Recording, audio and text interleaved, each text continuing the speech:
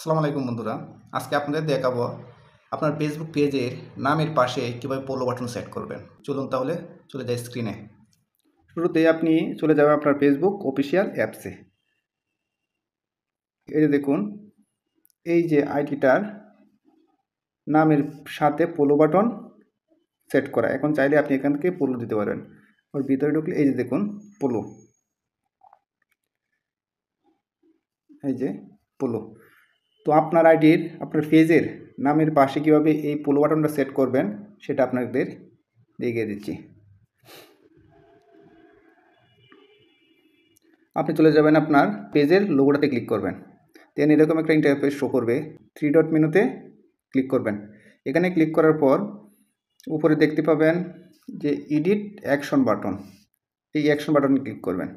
Action বাটনে click করার পর এখানে দেখাচ্ছে মেসেজ রিমুভ।